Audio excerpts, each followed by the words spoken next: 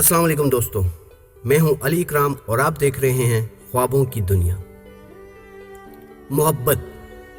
آج ہماری کہانی کا عنوان محبت۔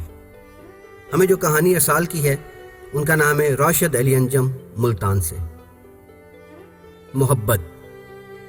ایک غریب کسان کی شادی نہایت حسین و جمیل عورت سے ہو گئی۔ اس عورت کے حسن کی سب سے بڑی وجہ اس کے لمبے گھنے اور سیاہ بال تھے، جن کی فکر صرف اسے ہی نہیں بلکہ ان دونوں کو رہتی تھی۔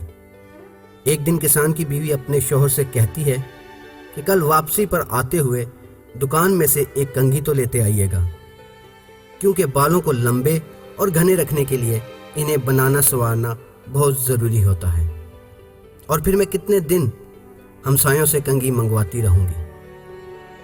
غریب کسان نے اپنی بیوی سے معذرت کر لی اور بولا، بیگم میری تو اپنی گھڑی خراب ہے جو کتنے دن سے میں ٹھیک نہیں کروا پایا کیونکہ میرے پاس پیسے نہیں ہیں، تو بھلا کنگھی کیسے لا سکتا ہوں؟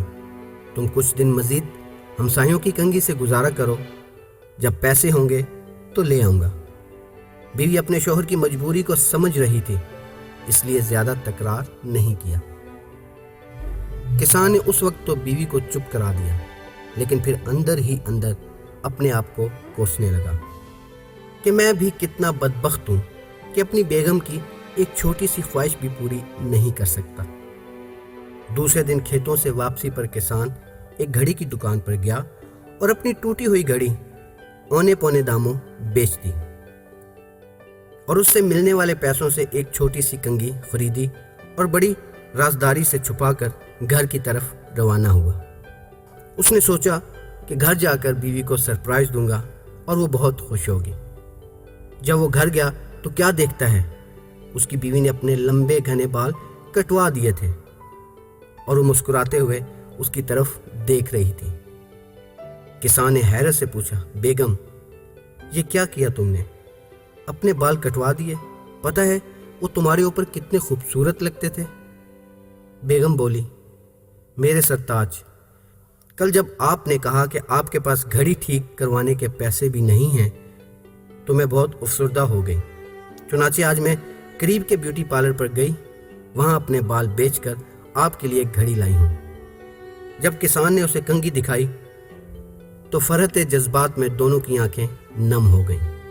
محبت صرف کچھ دینے اور لینے کو ہی نہیں کہتے، بلکہ محبت ایک قربانی اور ایثار کا نام ہے، جس میں اکثر اپنی خواہشات اور جذبات کو صرف اس لیے قربان کر دیا جاتا ہے تاکہ رشتوں کا تقدس اور احترام بحال رہے۔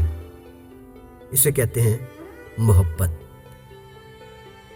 دوستو، امید کرتا ہوں آج کی کہانی پسند آئے گی۔ لائک اور شیئر کرنا مت بھولیے گا۔